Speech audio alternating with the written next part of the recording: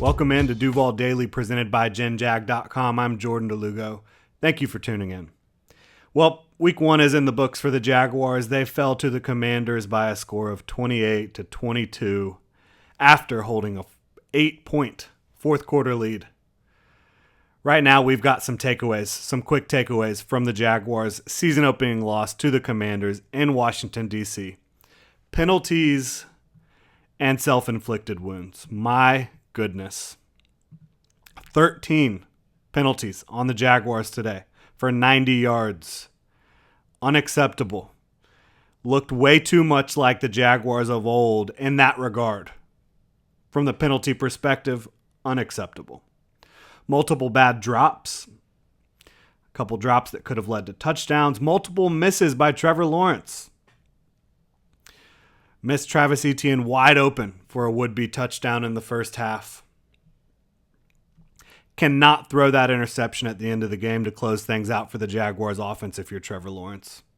You have to live to fight another down. Yes, it was third down, but that was 4 down territory.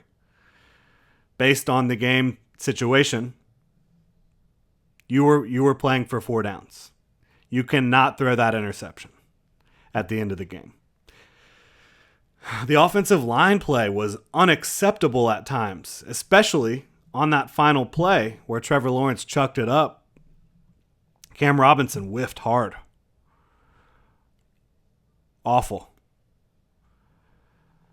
Jawan Taylor got yanked from the game. Walker Little came in, didn't play much better. Luke Fortner picked up a penalty.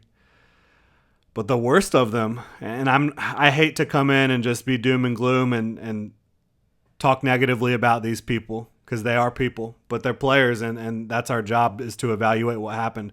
Ben Bartch was horrific against the Commanders, and I thought several times that maybe they would pull him for Cole Van Lanen, who I think has played well for the Packers. The Jaguars just acquired him for a 7th-round pick a couple weeks back. I thought he played better than Ben Bartch overall for the Packers in the limited tape that we've seen from him. He was an All-American at Wisconsin. He's played well since he got into the NFL in limited reps, mostly preseason. I think it might be time to give that kid a shot. Coaching decisions. Some were interesting by Doug Peterson. You went for it a lot down close to the goal line. We know also that this is going to be a pass-first team. That's what Doug Peterson does. And analytics suggest that you should be a pass-first team most of the time. But 42 passes to 18 runs when you're averaging 6.8 yards per carry? That's unacceptable in my opinion. James Robinson's averaging 6 yards a carry. Travis Etienne's averaging 11.8 yards per carry. You got to give these guys the ball more. James Robinson had 11 carries and Etienne had 4. I know Etienne was disappointing in the passing game, but 15 carries total between James Robinson and Travis Etienne, it's not enough, certainly.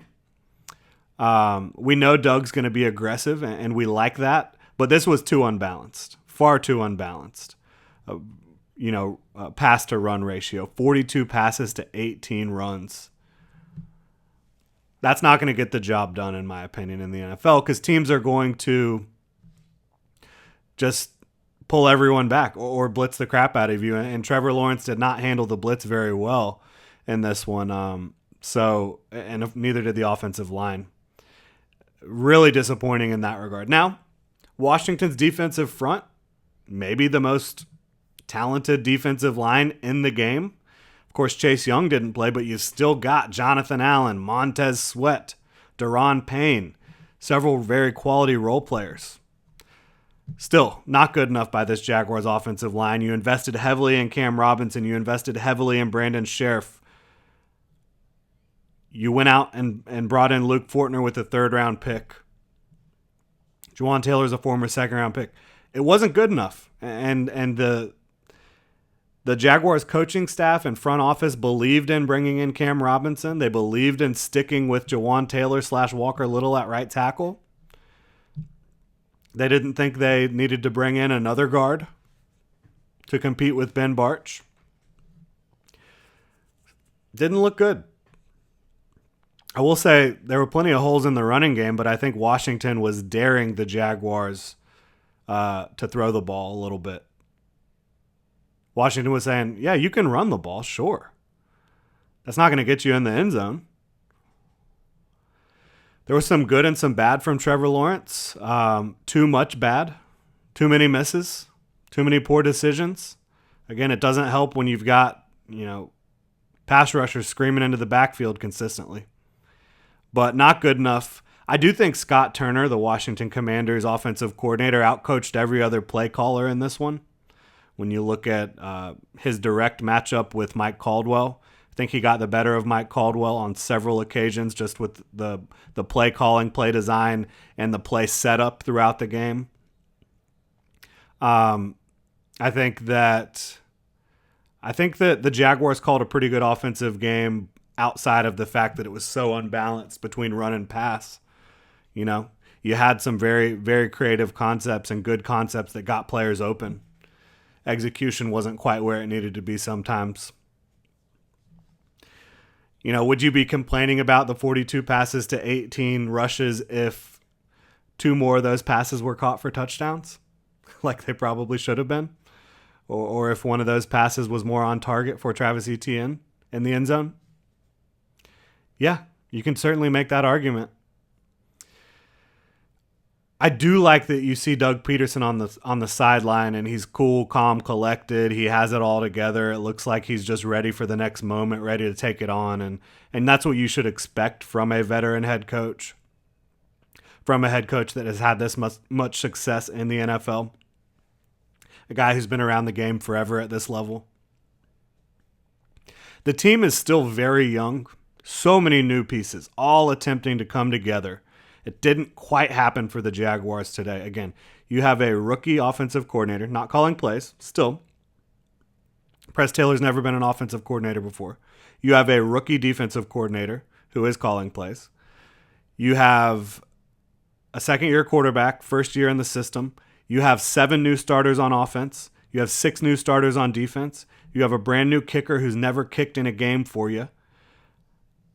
It didn't quite come together against the Commanders in this one, and it really should have. It was self-inflicted wounds and penalties for the Jaguars that really cost them the game. There are other things you can look at and critique, certainly, as we are right now, but overall it just wasn't good enough to get the job done. I thought Devin Lloyd really struggled on defense. Again, this was his first regular season game, first-round pick. He did not get to play very much throughout training camp. He played in one preseason game at the end. He didn't look ready, in my opinion, out there. And that's a really talented young football player. Did not look ready. Shaq Griffin, he cannot make it that easy for Terry to get that score in that critical moment in the game. Can't let it happen. And, the help over the top was a little bit lost too, but Shaq just got burned. I mean, it was easy. Carson Wentz didn't even have to be accurate with that one. And he wasn't for a lot of the game. He missed on a more than a handful of throws, did Carson Wentz, as we expected. Darius Williams started off incredibly poor. Maybe not a big surprise considering this guy did not play at all in the preseason. Very difficult. Want to talk about some good things, though. Some standout performances real quick. Christian Kirk, unbelievable. I think everyone that was talking smack about his payday, now you look at that contract, it looks really good. He comes in here, 6 catches for 117 yards. Really, really impressive.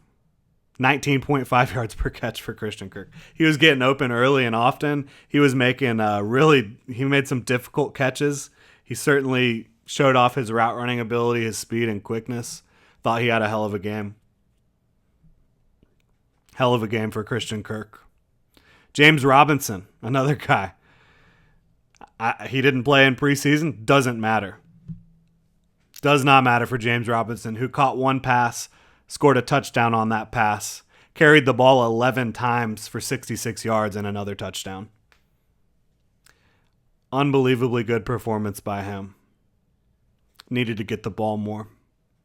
Tyson Campbell, what an interception.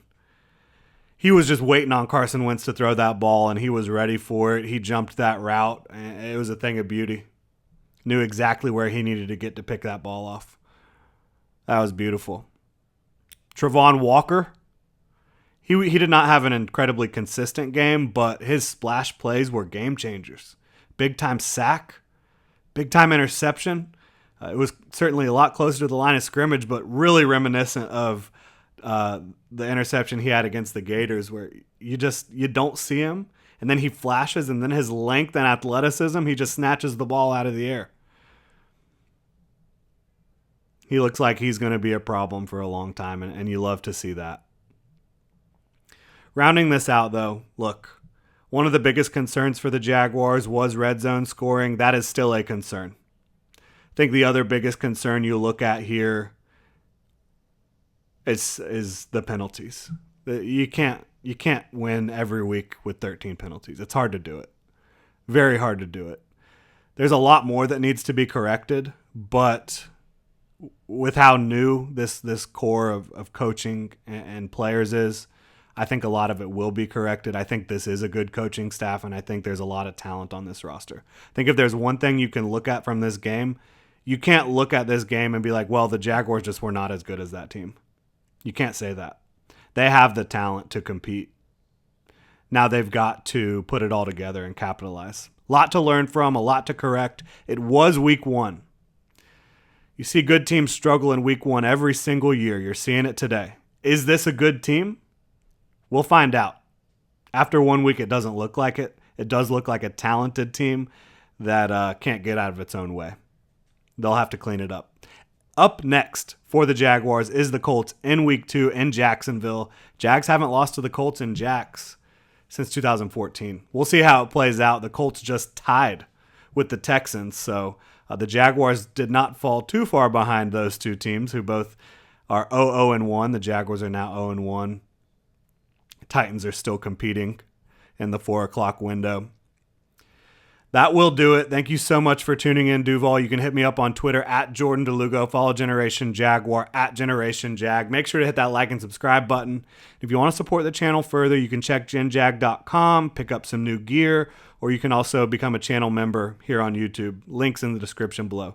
Thank you so much. Hope you're able to enjoy the rest of your Sunday, Duval.